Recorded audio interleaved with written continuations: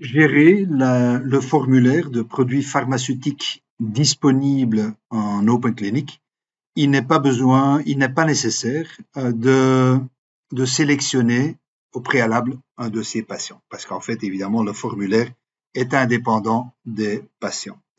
Euh, pour le faire, pour gérer les produits pharmaceutiques, il suffit d'aller dans le menu application, pharmacie, et dans le sous-menu qui s'appelle gestion des produits. Pour gérer les produits, je peux aller chercher sur base de différents critères et supposons que j'ai un emballage de paracétamol que je veux enregistrer dans le formulaire qui va être disponible alors pour les prescripteurs. Je dis ici, bon, paracét, et je trouve ici tous les paracétamols qui sont actuellement enregistrés dans le système. Supposons que j'ai un produit paracétamol de 1 gramme que je veux ajouter dans le formulaire. Il n'est pas encore là. J'ai des comprimés de 250 mg, de 500 mg. Et si je veux ajouter un comprimé de 1 gramme, je vais devoir créer une nouvelle entrée. Donc, je vais cliquer ici sur Nouveau. Et je peux éventuellement, si je veux, donner un code du produit. Supposons que j'ai un code interne que j'utilise qui est le MED23A, peu importe.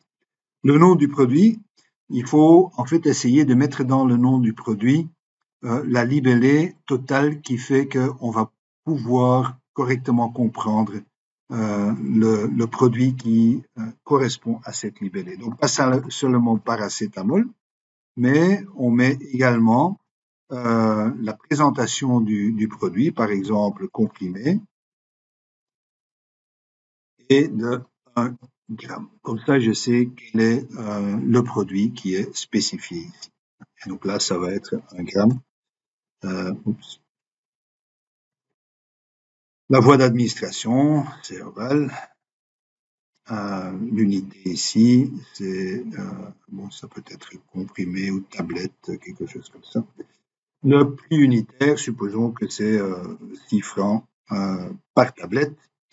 Bon, le prix unitaire moyen d'achat dans la dernière année, c'est quelque chose qui va être calculé automatiquement quand on va faire des achats de ce produit.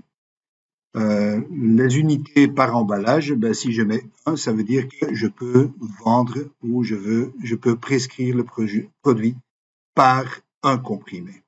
Et puis, parfois, il y a encore plusieurs emballages qui doivent être achetés quand on va se faire approvisionner par un fournisseur.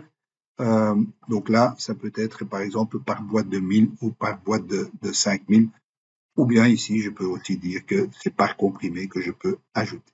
Je peux spécifier ici le fournisseur qui, dans notre cas, en fait, va être plutôt bon, ça peut être un fournisseur qui est spécifié ici, mais là, moi, je vais simplement dire ici pharmacie, ou je peux prendre autre chose. Je vais voir s'il y a encore un autre fournisseur qui peut être là-dedans. Là, je ne vois pas grand-chose.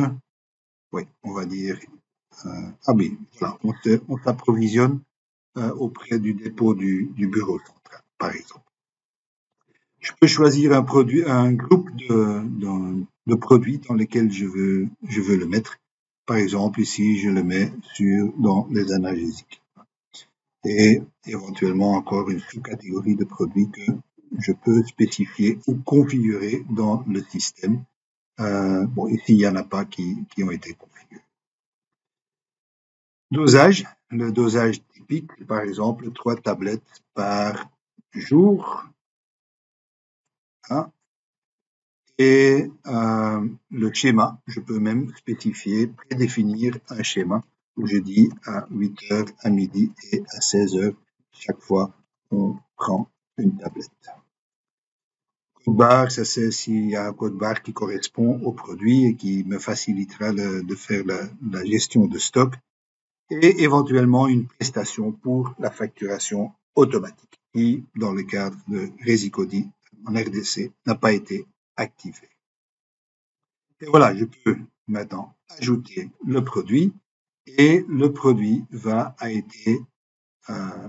avoir été intégré dans mon formulaire de produits qui peuvent être prescrits. Donc, si je vais maintenant dans paracétamol, je cherche et je vais voir que j'ai également du paracétamol de comprimé de 1 gramme.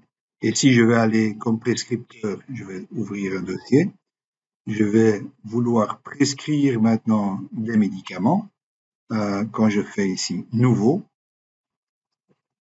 et je prends paracétamol, je vais voir que le paracétamol de 1 gramme apparaît également ici, mais avec actuellement un niveau de stock au niveau de la dispensation de 0 et au niveau du dépôt central également de 0.